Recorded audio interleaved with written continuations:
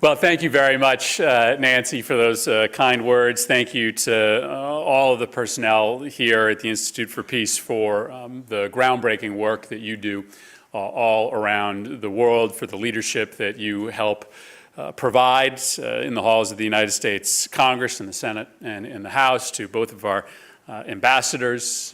Thank you very much for gracing us with your presence here today, and it's really my pleasure and honor to introduce to you Prime Minister Კვirikашvili.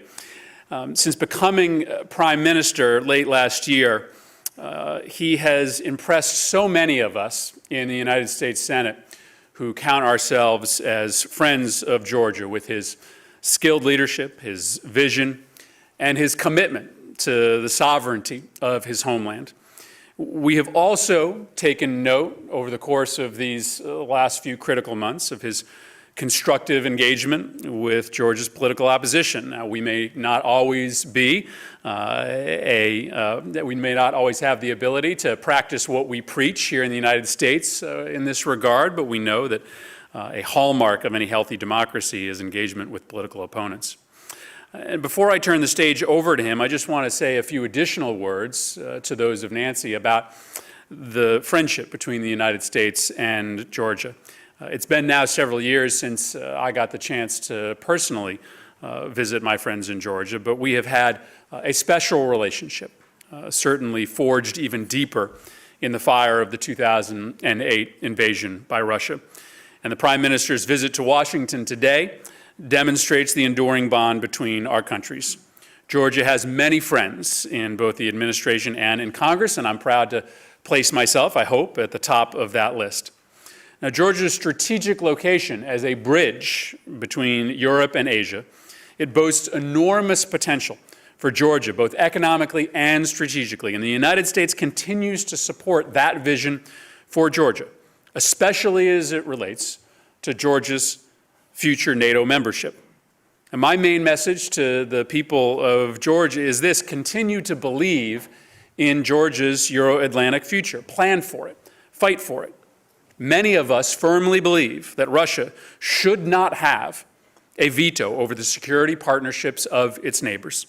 And while I believe that Georgia deserves to be offered a membership action plan, followed shortly by an offer of full membership, and I've been very vocal about this as a member of the Foreign Relations Committee.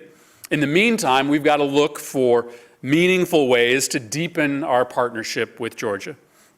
And while much of our attention has rightly focused on the conflict in eastern Ukraine, be assured that Georgia's sovereignty and territorial integrity also remain a priority for the United States Congress. In the face of continued Russian occupation of Georgian land and continued security challenges on Georgia's border, I commend the Prime Minister's determination to keep Georgia on this path towards Euro-Atlantic integration. And I'm confident that his government understands that strength and stability, they start at home with good governance.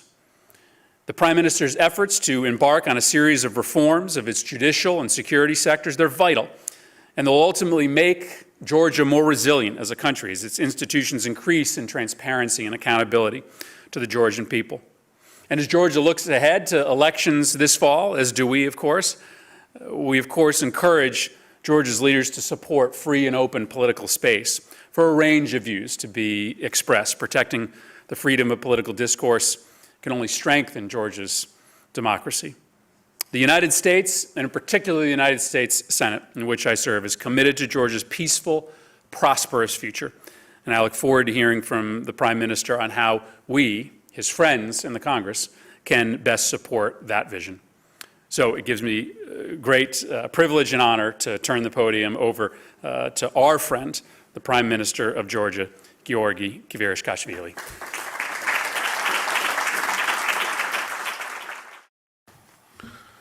Thank you very much, Senator, Madam President, Ambassador, former ambassadors, and I see many friendly faces here in this hall. I am very glad to be here. Thank you very much for this opportunity to speak to this audience. United States Institute of Peace work is as important as ever at a time of upheaval and instability in many parts of the world. Today I hope to provide a good news story to lift your spirits. This year, as it was said, Georgia celebrates 25th anniversary of restoring its independence. We have much to be proud of, even if there is still work to be done. Georgia has transformed itself from a country ravaged by civil war into a modern, democratic, and dynamic state. After a decade of transition, we are now in a new stage of democratic consolidation. Despite external challenges, Georgia's commitment to peace and home and in the region, at home and in the region, endures. And in this, we share common purpose with the United States and, of course, with USIP. The support to Georgian government from the United States has been vital during these many years. Georgia has been through several military conflicts, and without United States support, it would have been impossible to retain Georgia's independence and sovereignty. Georgia is a dedicated friend of the United States in South Caucasus. We proved to be a reliable friend during many difficult periods. Georgia remains committed to the Western path of foreign policy. Georgia is Europeanizing its democratic institutions, approximating its institutional standards to the European standards. And of course, Georgia remains committed to NATO aspirations. Georgia has one of the largest contributions in the resolute support mission in Afghanistan, and I think this is something we are proud of, to stand alongside with our American friends to establish peace in the region. Let me tell you briefly about economy and economic development, since part of purpose of our trip is a roadshow to attract US investments to Georgia. This is a very difficult balance to establish when on one side we need to talk about security and challenges in the region, and on the other side to talk about stability and attractiveness of Georgia for foreign direct investments. And I believe that we can strike this right balance, and we are a country that, despite all the challenges outside of the country, despite internal challenges, we are very consistent on our European integration path and very consistent with our NATO aspirations. Recently, Georgia signed an association agreement with the European Union, part of which is deep and comprehensive free trade area agreement, which envisages fundamental changes in Georgia's institutional setting and fundamental changes in legislation of Georgia to make it more European, to raise the standards of democracy in Georgia, and which also on its side establishes good ground for investments. And Georgia is an outstanding country with its excellent ranking of doing of business, one of the lowest corruption rates, one of the lowest tax burden in the world, and these are not Georgia's government observations, these are observations of respectful international institutions such as World Bank, such as World Economic Forum, and recently Freedom House published its observation of improving of rule of law in Georgia and improving media freedom in Georgia, which are, of course, crucial for attracting investments. There are numerous opportunities in Georgia for attracting US investments. I can say that gladly that recently we announced results of the tender for investment and construction of the deep sea port at Black Sea shore, which will be able to serve Panamax type of ships, which will be one of the largest in the Black Sea basin.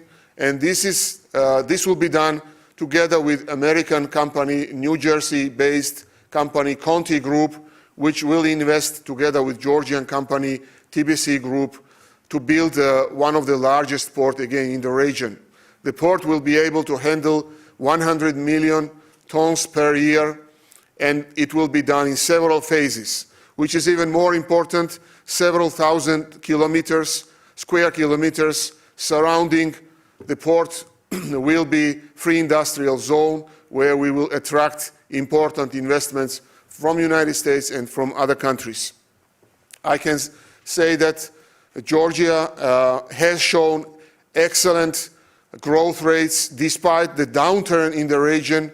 We outstand in the region by showing from 3 to 5% growth rates, and this is under the conditions which are not really favorable to investments and attracting of foreign direct investments. Georgian economy turned out to be resilient during these crisis times, and we do not benefit from the fall of oil prices. We are not heavily industrialized country to benefit from falling oil prices. Our main FDI providers are oil countries, so when oil prices are down, investment appetite in the oil countries are down too. So despite all that, we retained from 3 to 5% growth rate, and this is something that we can be proud of. FDI attraction in Georgia in 2014, it was higher than 80% growth of FDI. Total number of FDI, annual FDI was $1.83 billion. In 2015, it was down to 1.35 billion, but still that number remained one of the highest during the last 5-year period. So again, Georgia remains one of the most attractive places for investment. We are the only free economy and open economy in this region. We are not protectionist. We are protectionist only in terms of providing reciprocity in our free trade agreements with other countries. Some of them tend to be protectionist, so we have to be very active in defending our exporters' interests. Georgia has free trade agreements, as I said, with all the EU countries. We have free trade agreements with our neighbors, and recently we launched negotiating free trade agreement with China. We are working with EU to explore the possibility to be plugged into TTIP agreement as a country with similar regulations and institutions like EU standards, and I think it will be an excellent chance to establish also free trade with the United States. There are several important industries in our country which are interesting for FDI. First of all, this is transport and communications. Georgia, as it was mentioned by Senator, it lies at an important geographic location, which is a bridge between Europe and Asia, and prospects for developing transport and communication industries are enormous. But beyond that, our hydropower sector remains one of the most important for FDI attraction. Our tourism and hospitality sector remains booming, and the occupancy rates in Georgia's hotels are above 70%, which creates excellent ground for hospitality investments. Our traditional agriculture sector is very attractive for investments. And of course, financial sector is one of the most attractive and with very lucrative return on equity figures, remains one of the most attractive, as we have 2 major banks listed at London Stock Exchange recently. So I will not continue more about economic development. I will tell you briefly that our 4-point reform agenda envisages important changes in the economic policies, further liberalizing tax system, fundamentally changing the mentality of tax administrators, banning the freezing of current accounts of companies without court decisions, and also introducing startup financing mechanisms for innovative young people, young entrepreneurs, without pledging their parents' properties to the banks. This is briefly about economic block of the reforms, but 3 other blocks are important education reform to channel government financing to those professions which are most needed for Georgia, and also emphasizing more importance of professional education. And third block is introducing new model and strategy for infrastructure projects, and we have excellent cooperation with World Bank. Yesterday we had an important meeting with the president of World Bank discussing strategy change to speed up infrastructure development, to create important spinal infrastructure, transit infrastructure, and build the roads connecting main tourist destination.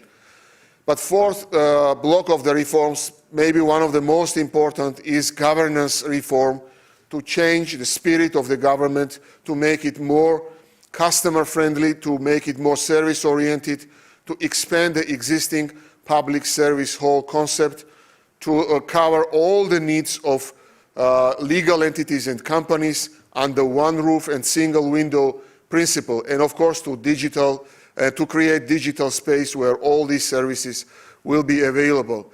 Beyond that, we have important reforms such as pension system reform that will be launched in the third quarter of the next year, which will be based on compulsory savings, and also which is done by, again with the help of World Bank, and also capital market fundamental overhaul that is very important to absorb the resources accumulated by new pension system, and also to give the exit opportunities for portfolio investors in Georgia. This is about economic reforms, but this cannot be reached without improving security outlook for Georgia. And unfortunately, we are in a situation where we have two of our genuine territories occupied by Russia. We have Russian military bases back to our soil.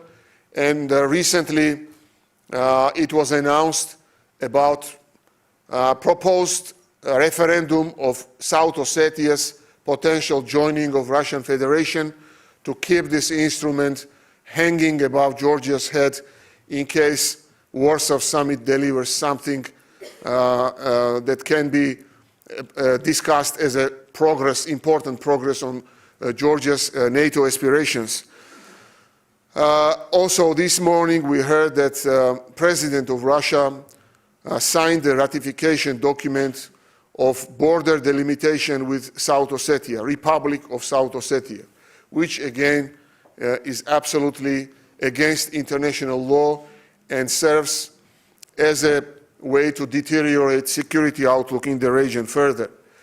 Under these circumstances, and under the circumstances where we have tensions in mountainous Karabakh, when we have tensions in Ukraine and occupation problems again for Ukraine, it is becoming more and more important to consider Georgia as an important ally and friend for the United States, and to expand existing format of military cooperation with the United States, where we have European Reassurance Initiative to build Georgia's interoperability with NATO troops, and to expand this format and to cover more deterrence capabilities and to build deterrence capabilities of Georgian military in order to protect itself from foreign invaders.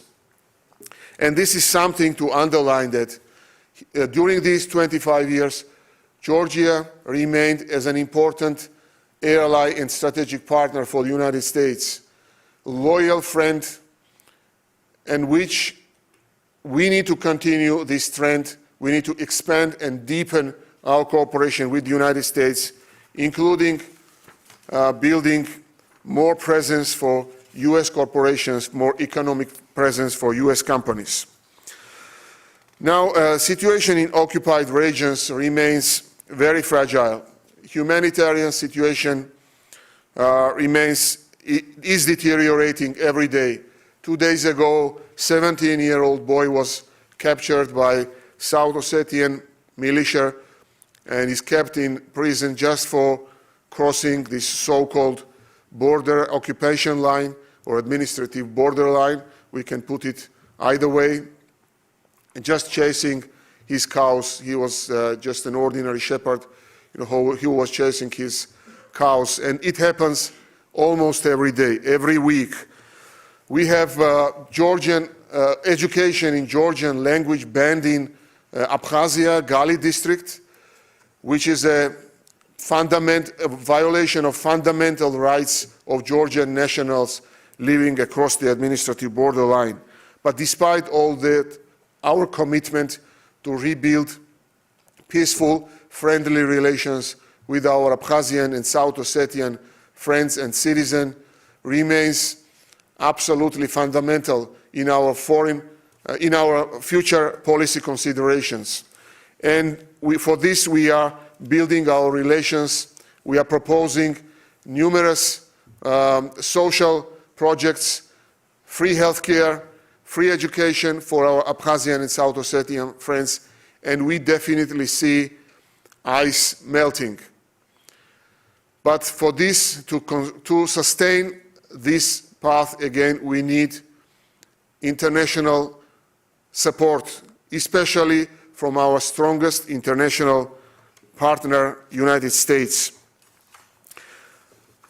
Now about democratic reforms, and here I think we can be proud of promoting several important reforms in law enforcement institutions, in prosecutor's office, in Ministry of Internal Affairs, where we have chief prosecutor reporting not only to government but also to the parliament today. And we have already passed 2 waves of judicial reforms in the parliament, and the 3rd wave of the reforms is already sent to the parliament. This does not mean that we feel satisfaction of the results, with the results that we have reached. Of course, we are not perfect. We fully realize that there is a long way to go until reaching higher and higher standards of democracy. But there is definite positive trend in Georgia, and no one can resist and no one can reject observations of international institutions such as World Governance Indicators, recent figures showing the improvement by 10 to 15 percentiles in each of the areas such as freedom of expression, absence of violence, stability, quality of regulations, etc., etc. These are remarkable achievements. And again, Georgia remains in this region where we have different styles of the countries and where we have absolutely fundamental existential challenges to our freedom and to our democracy. We remain democratic, we remain dynamic in our development. We have important milestones this year. This is, first of all, our parliamentary elections of this October, which will be continuation of a row of free and fair elections in Georgia, and we had several consecutive elections of a very high standard, and we have committed ourselves to hold excellent, one of the best elections in Georgia's recent history. For this, again, I proposed different format and style of communication among the political stakeholders in Georgia. I have already met with major opposition parties. I have already met with major NGO leaders discussing how to further improve election environment in Georgia and how to make political process even more civilized. And we have clear positive results in that area too. Before the October election, we have important milestone. This is NATO Warsaw Summit, and we aim at reaching appreciation of Georgia's progress and deepening and widening cooperation with NATO. We have important achievements in the recent period: inauguration of NATO Training and Evaluation Center close to Tbilisi, where we have important training of our military. We also aim at plugging into Black Sea Security Platform, which was proposed recently, which will be important platform for Georgia's further integration to Euro-Atlantic family and community. In conclusion, I would like to mention and assure you all that Georgia remains a reliable friend for the United States in South Caucasus. Georgia is changing towards better standards. Georgia is Europeanizing its institutions, consolidating its democracy, and going to higher standards. And this path is not reversible. There is a very strong commitment for Georgian government, Georgian parliament, but most importantly from Georgian people. And no one can change this path. Despite all the challenges, we will continue to develop our country in that direction. Thank you very much. Your support is crucial, and I am very glad to be here, and I will be very glad to answer your questions. Thank you.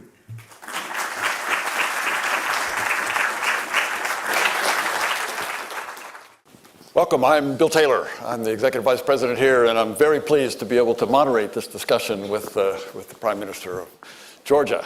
Prime Minister, a great opening statement, a great speech, a great description of the kinds of things you've been talking about here in Washington. You will continue over the next couple of days.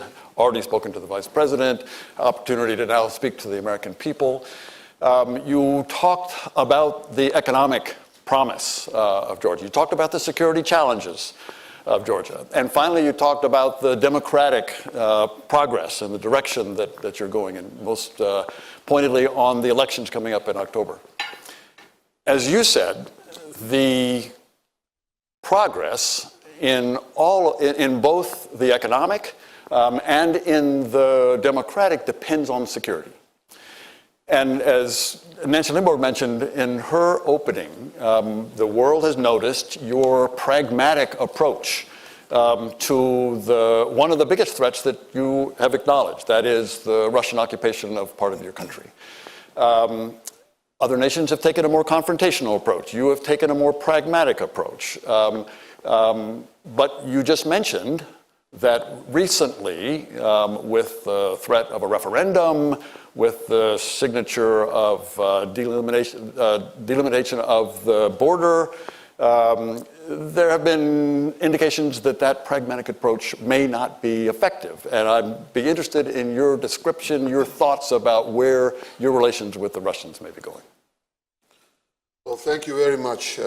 And I will just say briefly that despite the challenges that you just listed and we described here, I think pragmatic approach works because we have been able to avoid further deterioration of the security situation in Georgia. We call it a survival policy because we need to be constructive in order to not provoke our neighbors for further conflicts, because there is no military solution to this conflict. There is no military solution to our occupation problems. The one thing that stays most important in Georgia is to stay very consistent in our foreign policy. And the fact that we have several formats of negotiations. This is, first of all, Geneva International Discussion Format, and we have informal format between representative of Georgian Prime Minister and Deputy Foreign Minister of Russia. They discuss humanitarian and economic issues. We need to sustain these formats in order to cool down the temperature and again to allow Georgia to attract investments and to grow and to continue democratic reforms. And I think this strategy works because during these last 4 years, despite signing of treaties with Abkhazia and South Ossetia on cooperation and integration, despite severe humanitarian issues on the occupied territories, again, despite announcements of proposed referendums, this will not prevent Georgia going forward with its foreign policy aspirations. And this is to build European Georgia. This is why we need European Georgia. We need to build better life conditions for our citizens. We need to build strong economy. We need to protect human rights in Georgia, and Georgia outstands in the region with all these achievements. So the fact that we are occupied, the fact that different agreements are being signed should not prevent Georgia to continue its path with the West. And to continue this path with the West, we need to cool down the temperature. and this constructive, so-called constructive approach is for creating enough space for Georgia's Western development. Prime Minister, I've already gotten some questions from people here in the audience, which I will read. But if you have other questions, please hand them to people who will be coming up and down the aisles. On your last point about moving in the direction of the West, both integration into the EU as well as NATO, you say cooling down the atmosphere, cooling the temperature is important. But you also mentioned military cooperation. We here at the Institute of Peace are looking for the nonviolent ways of solving those disputes. Are you saying that there are military component as well as this, as you say, constructive or pragmatic approach? Well, I mentioned building Georgia's deterrence capabilities, Yes. which means that we don't want this military capacity to use it against somebody. We need this capacity to defend our territory and our territorial integrity. And for this, I think Georgian people have absolutely all rights to continue a strategic partnership with the United States and to build this essential capacity for Georgia. Prime Minister, one of the questions reminds us, if we need a reminding, that your defense minister has been here several times, and she's been very clear about the direction of Georgia and reinforces a lot of what you said here. She mentioned in this building that NATO is peace. And that would tend to reinforce, I think, your statement that deterring conflict is better than engaging in conflict. However, as you've also pointed out, movement towards NATO can be seen by some quarters as provocative. Your defense minister she's moved clearly in that direction. You have made the same point. Your thoughts about the NATO summit coming up in Warsaw? Well, one thing should be very clear for everyone. Any talks with Russia, any constructiveness, any trade that Georgia has with Russia today, and we consider this trade as not something strategic, this trade accounts for less than 10% in Georgia's trade portfolio, because we have developed trade with EU and it accounts for 33% now in Georgia's trade portfolio, trade with EU. And any constructiveness, as I said, cannot be at the expense of Georgia's territorial integrity and sovereign decisions. Sovereignty and sovereign decisions, which means that the fact that we are trying to cool down temperature does not happen at the expense of any compromises in our territorial integrity and in our sovereign decisions. Our sovereign decisions to continue foreign policy towards EU and towards NATO and to continue our strategic relations with the United States is a decision of more than 80% of Georgian population. And this is a very strong statement from Georgian population, after all, from our constituents, the opinion of which is very important for us. And this is also our internal emotional decision to continue this path towards Europe and NATO and strengthen the relations with the United States. So NATO summit, even if there is no consensus among the NATO members, it is a very important summit to mark the progress towards NATO, to mark the progress that we have achieved in implementation of substantial package that we have after the Welsh summit. An opening of training and evaluation center was a remarkable achievement for Georgia, but also to expand the existing formats of cooperation with NATO towards something else. And that something else can be Black Sea Security Platform that was recently announced by the NATO leadership, and also having more cooperation, military cooperation with the United States in a bilateral format to build the deterrence capabilities for Georgian troops. Prime Minister, one more question from people here, still on the Russia question, and that is Russia's economic decline looks to continue. Thank you. As Moscow runs out of economic options to shore up its economy, what are the implications for the Georgian economy? Well, we cannot predict what will be the future actions of Russian leadership. We can only say that what we need to do is we need to build our own country and to strengthen our own capacity in order to defend ourselves from any potential foreign aggression. We cannot predict what will be the continuation of the pattern of foreign policy from Russia. We have seen occupation in Georgia. We have seen occupation in Ukraine. Again, we experience severe humanitarian issues on the occupied territories. As the economy downturns in Russian Federation, it may result in several scenarios. One of the scenarios can be shifting Russia inward towards its internal problems. Another scenario, which is something that creates worries for Georgia, is concentrating more and distracting more internal attention from Russia towards external issues and more severe actions in terms of occupying maybe more territories surrounding Russia in its immediate neighborhood. So nobody knows.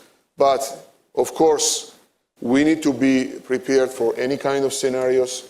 We need to continue and try to do all that is possible in order to avoid any further complications with Russian Federation, because it can kill the chances for Georgia to continue this very, very positive trend. Prime Minister, it's not just the Russians that are causing problems in the region. And we have a question here from Dr. Susan Allen from George Mason University, close by. It said, Mr. Prime Minister, you mentioned your efforts to reconcile peacefully with the Abkhaz and South Ossetian people. And you mentioned free healthcare and other incentives to move them in your direction. And you noted the need for U.S. support for your efforts in this area. What specifically can the U.S. do to help? And at George Mason University, she says, we convene Georgian South Ossetian discussions. We would love to host Georgian and Abkhaz and South Ossetian students to study conflict resolution together. So the general question is, what can the U.S. and Georgia do together in that part of the conflict? Thank you. It's a very interesting question. First of all, U.S. is doing already a lot through participation in Geneva international discussions at a very high level, which is very important for leading successfully these talks. And I can say that several recent rounds were more or less successful. At least it did not end up with walkout of the participants of these discussions. And we have some progress through re-establishing conflict and problem prevention mechanisms in the Gali districts of Abkhazia. I can only say that there are different ways to help Georgia to rebuild these relations. And again, building peaceful Georgia, attractive Georgia for our Abkhazian and Ossetian citizens is the most important and most productive way to reconcile these conflicts. And I think U.S. is helping a lot Georgia to improve the country, to improve the living conditions of Georgian citizens, to make Georgia more attractive for Abkhazians and South Ossetians. But it cannot happen automatically, because during these years, the trust was lost. We need to admit mistakes from both sides. Unfortunately, we went too far we could have taken more decisive steps during these 25 years. And unfortunately, this did not happen because this was a very sensitive issue internally for Georgia, and there was no progress during these 25 years. Now we need to, and we are drafting peace roadmap for which we need to, first of all, consolidate opinion in the society, internally in the society in Georgia, among Georgians, and after this, put this roadmap forward for discussion with our Abkhazian and South Ossetian citizens. I am cautiously optimistic that we can reach progress. We can observe Abkhazians crossing ABL to attend in Tbilisi football final last year. We observe so-called McDonald diplomacy close to the ABL, in 7 kilometers from ABL, where we have Abkhazian representatives of young generation coming and talking at the patio with their Georgian peers. So this is not enough, of course. We need to make decisive, brave steps in order to improve the chemistry, people-to-people chemistry. And we are determined to compare very attractive roadmap for our citizens in Abkhazia and South Ossetia. Prime Minister, another conflict in the South Caucasus region, of course, is Nagorno-Karabakh. And Georgia, as I understand it, has offered to be of assistance in trying to resolve that. Now, that is, the conflict is tamped down a bit, but that was a constructive offer that Georgia made. Thoughts on that conflict? Well, first of all, we are very concerned with the tensions in Nagorno-Karabakh because it can destabilize not only Armenia and Azerbaijan, but it can destabilize the whole region and even the wider Caucasus region. I made statement expressing hopes that with the involvement of representatives of international community and politicians, we will be able to cool down this conflict and to decrease the tensions. And fortunately, we have some de-escalation recently, but of course this is not enough. This conflict needs a long-term solution, and there is Minsk format that does not reach any important results. And what we could do in that difficult moment, just to offer Georgia as a venue for discussions of long-term solutions for this conflict. Fortunately, again, tensions are down a little bit today. We hope very much that it will not aggravate in the next days and in the future, because again, it can destabilize the whole region. There are Russian commitments to Armenia in case it goes beyond Nagorno-Karabakh. There are Turkish commitments to Azerbaijan, and you can imagine how disastrous it can be if this conflict goes further and further.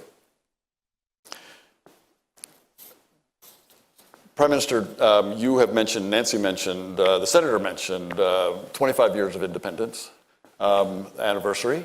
There's another anniversary of today. 30 years ago, it was the Chernobyl explosion. So, and you have mentioned Ukraine, others have mentioned Ukraine here today. Georgia has played a role in the developments, political developments in Ukraine, and indeed in the reform attempts at Ukraine. Georgia has a problem with occupied territories. Ukraine has a problem with occupied territories. What lessons do Georgians have for Ukrainians as you face similar threats, similar challenges? Well, first of all, I would like to confirm that Georgia stays very supportive to Ukraine's territorial integrity and sovereignty. We extended different types of support, including humanitarian aid, from the very beginning of military clashes in Donetsk, and of course we made number of condemning statements after Crimea occupation. Lesson that we learned from the history is staying consistent where you are and staying consistent with your goals of developing country and developing internally the country towards higher democratic standards is a remedy against everything. If you compromise, if you make some compromise in territorial integrity, in your foreign policy aspirations, if you make compromises in democracy development within the country, in fighting corruption, this works on the hands of occupants, of course. And of course, there should be consistency and there should be will to change the country. And this is a lesson that we learned. We hope very much that Ukraine stays engaged in the Eastern Partnership format. Ukraine stays engaged in its reforms towards EU, and we are very glad to hear recent statements about fulfillment of visa liberalization, a technical assignment by Ukraine. So we are very supportive to Ukraine. And we hope very much that we will remain in the same club towards Europe, together. Prime Minister, you mentioned elections coming up. We have elections coming up, of course. One of the questions here says that polling in Georgia shows unemployment and the economy are the main voter concerns as you approach these elections. How will the Georgian Dream political party convince the electorate that it would address these issues after losing support? And a related question has to do with the Rustavi 2 television, which is part of the democratic openness, the transparency that you addressed as well. Thank you very much. First of all, on job creation. The 4-point reform agenda, first of all, that I mentioned, is designed directly for job creation, towards job creation. Education system, to make it more need-based, to place more emphasis on professional education, to engage private sector in education projects is something that directly plays on the hands of job creation process. Startup financing facilities, liberalizing further tax system where we are introducing Estonian type of taxing where there will be no profit tax if the earnings are reinvested. It means that only distributed earnings will be taxed. It means that we are consolidating internal investment resources and at the same time creating a success story to be sold outside of Georgia for attracting foreign direct investments. And Georgia stays one of the most open economies in the region. Georgia has excellent potential for becoming a trade and logistics hub regionally. We see more and more international companies opening representative offices in South Caucasus, in Georgia, in Tbilisi, which means that Georgia is on a right way.